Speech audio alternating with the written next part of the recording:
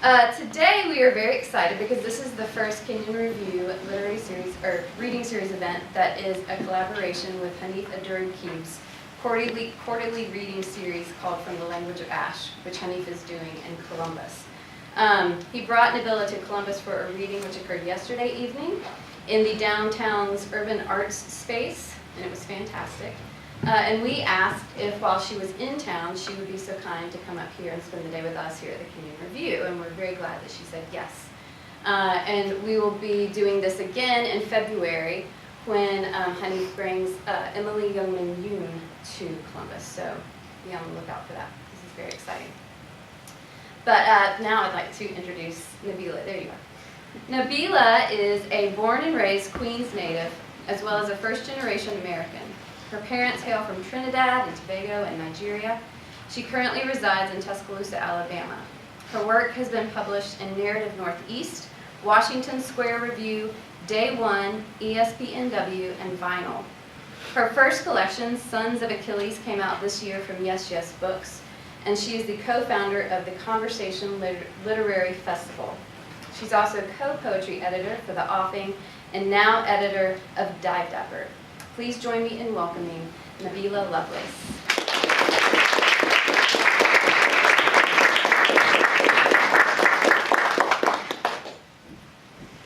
Wow. How's it going, y'all? Y'all good? Good. I want to first off thank you all for coming out. I know I said this earlier if you were around, but like, it's a Tuesday. You really could be anywhere. So thank you. Just gonna get into the poems. The preamble. When it wasn't profitable to bury us, you didn't. And that's the story of the ground. Now arising. Check her fist upside the cement. What a light. Bring that retribution here, mama, grandmama, mama's mama's mama, rolls herself out the Wall Street bull with all our cousins to get what you owe. She a pretty cuticle, cotton all in the nail, maggots teeming eyelids, back from the dead. Arm your blood, forgo mine, and I've citizened the zombie body. Next, poof, check the oven for your head. Okay.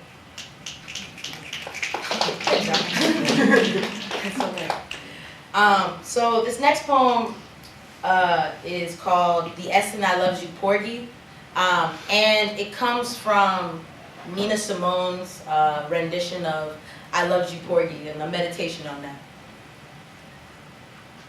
The S and I Loves You Porky makes me think plurality.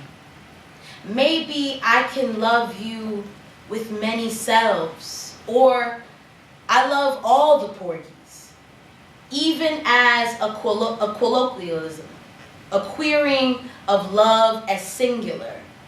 English is a strange language because I loves and he loves are not both grammarly.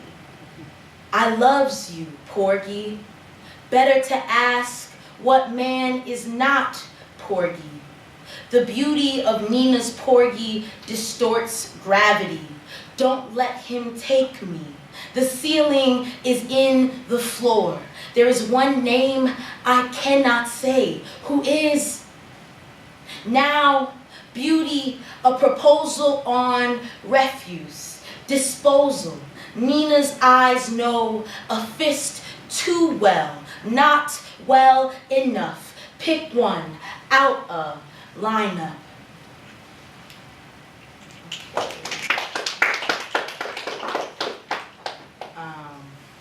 Y'all are by no means obliged to have to do that after every poem. But I appreciate it,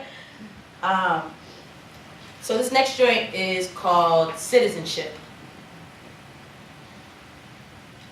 I am afraid of what I mean by loyalty. A down-ass bitch, I'd ride to the grave for love. But what of where I made country? Of the place I live? My possible death plot? I ring my birth certificate of what will bury me in due time. What will come to the door asking of my allegiance? In times of war, I lack metaphor. War can be defined as everyone fucking up my money. Institutions and individuals alike. If I love you, I have threatened someone in your name. I'm from America. Blame my blood for the coming blood. Blame my murder and assault on someone's tame renaming. And still, am I even from here? Would I make myself violent in the name of a nation? Yes. I would kill for my mother.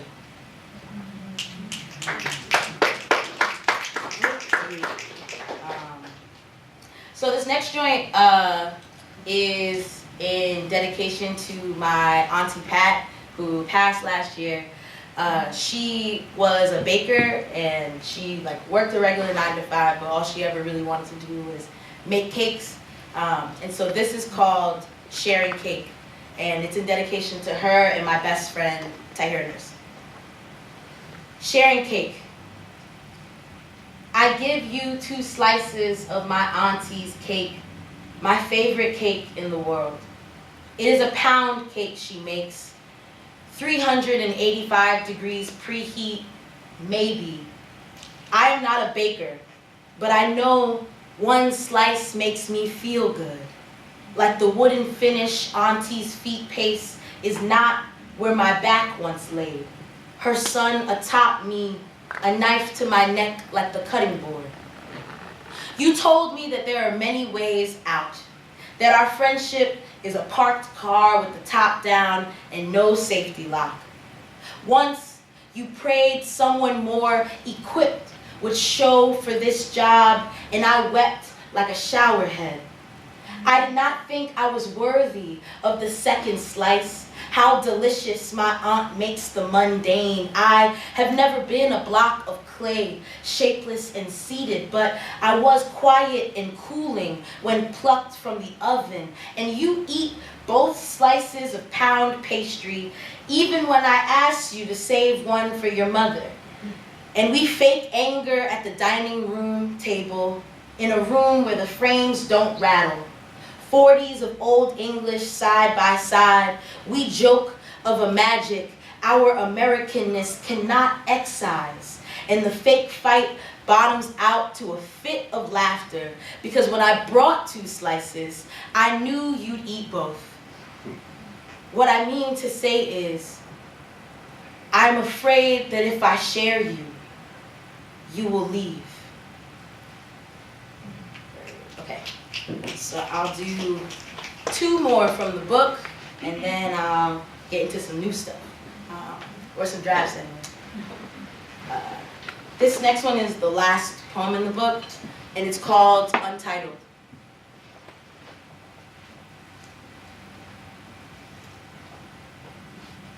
Your neighbor's ex-boyfriend says he paid to see that, referring to your previous admission to lay hands on Caroline across the way's husband if he blackened her eye, or so much as a yelp for help extended from her mouth. You say you'd fight, but inside you promise rain of blood, of blows. You are the second coming of your limbs when the circulation can't slow. Enraged, the list is long with men you want to excise. Your aunt's ex-husband, Terrell from the 5th grade, that one uncle. And here, a 47-looking, 35-year-old white man offers to patron your bludgeon of a stand-in for the long list. all of the men from the past, and each tooth you can pluck right up from their gums. This is an offer you cannot refuse. White men of the world, filling your pocket with big bills to watch you blotch the skin where it was smooth. And what an enticing trap. Money, violence will drive you off a steep staircase on wobbly wheels. You know the way it bloats your muscles, but Caroline's husband is the scum that which other scum eats its dinner off. And her 17-year-old son says he's afraid he will hit her again tonight. A lush plead, please don't leave. And you want to solve this with the one solution you know. Blood, blood, blood. Instead, you are swilled with swigs of beer. You are no hero. Your mouth a mulch of butterscotch. Who do you hold your fists back for? You have recurring nightmares where there is a man holding you underwater. He wants to take, and you cannot land a punch, not a scratch. Much the way you exit Caroline's house, her husband and sons behind you. Your name, Nabila, means noble. The door closes behind you. Where is your name now?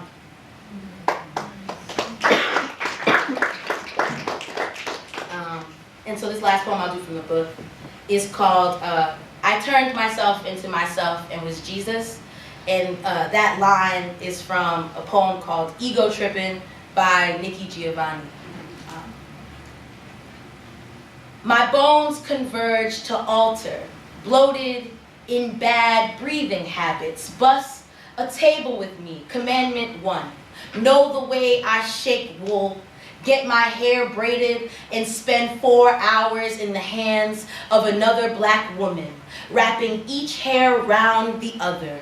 Cause my crown immaculate while a man prayed to me, quivering in need of my looking divine on a cross. My head thornful, till a wolf handed me his whole fur. I handed him off my head my hair. I think that's what Daddy meant by reciprocity, an inconvenience of need that leads me back to me.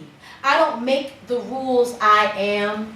Once the deed in need of repentance was done, my funeral was casket open, buried mouth open, gold fronts gaping, as to not mistake the gates of heaven, the only way in through me.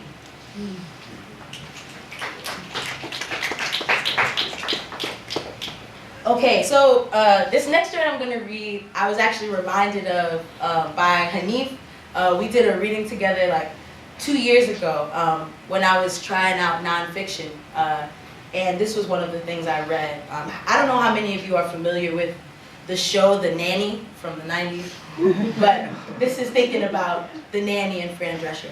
So it's called The Nanny. If ever I thought I was a white nanny, the moment is owed to Fran Fine, and I am not a white eye. Miss Fine, Jewish and flamboyant, our only shared trait that we are Queens girls. Neither in my past nor recent present have I ever seen a woman who looks like Miss Fine on my block in Jamaica, but Queens is a big, segregated borough. Fran Fine from Queens, Fine Fran from Queens, Fran from Queens, Fine. At 11 years old, I understood that I was not fine.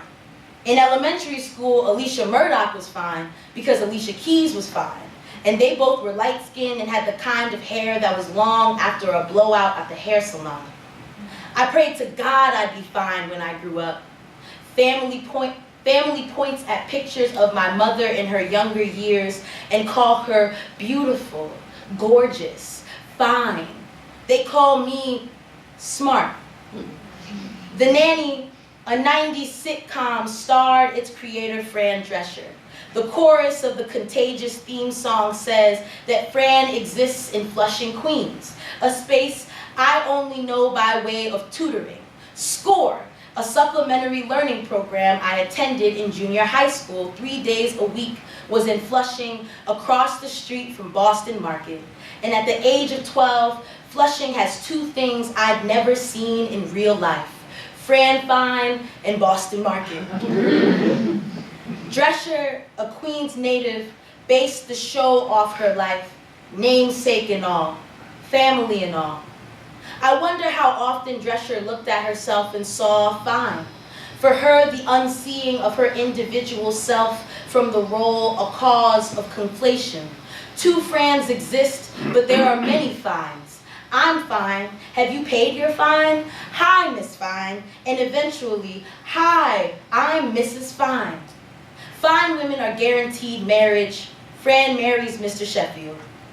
Google, in its infinite artificial wisdom, lists the early 18th century as the birth span of the word nanny, a nickname for the given name Anne. Dictionary.com defines the etymology as the Welsh word name, grandmother, time period 1785 to 1795. The verb nanny is of recent birth, the 1950s. The Oxford English Dictionary groups nanny in with black nursemaid as the synonymous for the offensive definition of mammy, an archetype distant to every iteration of fine. With italics, words lean into each other and merge. Nanny, nanny, nanny, mammy.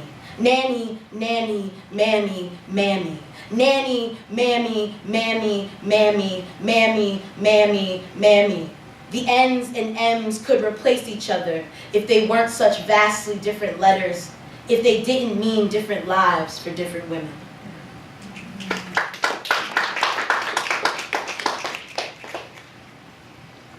And this last poem that I'll read is called Primal Wound. And it's based off of a quote from a friend of mine named Sarah Barnes. And she has this thing where people might say something to you and not realize that it could trigger something that happened to you when you were younger. And so she calls it a primal wound. So I named this Don't Touch My Primal Wound after Sarah Barnes. I think I am a capital A adult until my bike gets stolen from right behind my home. And I kick my head because the lock lies comfortably in my cupboard, occupying its own row like a frequent flyer's wet dream, above my economy shipment of toilet tissue I ordered online from Amazon. And may I highlight how I mother myself, ordered enough double ply that I assuredly must pray for the trees that are left, the trees I have slaughtered. If you are wondering, I haven't wondered if it was taken while I was inside of my home.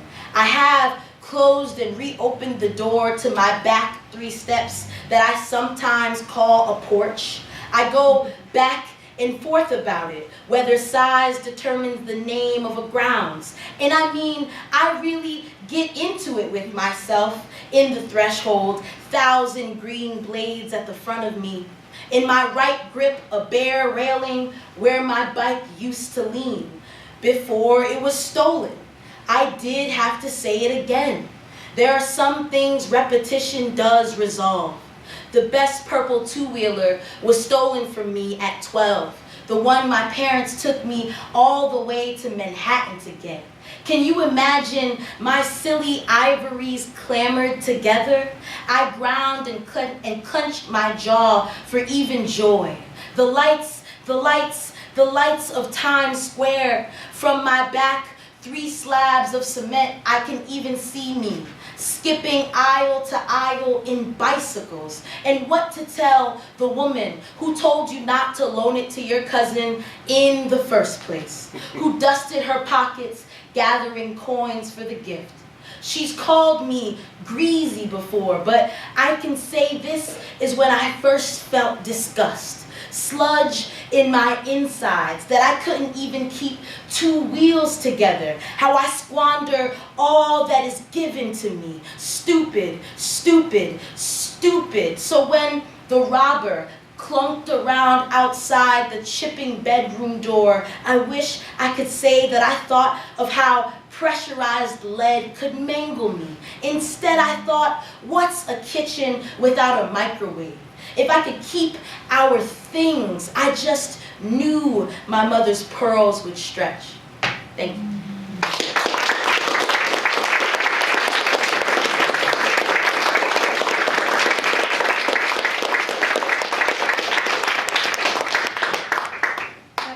Nabila to stick around for us to have some Q&A time. So if you have any questions for Nabila,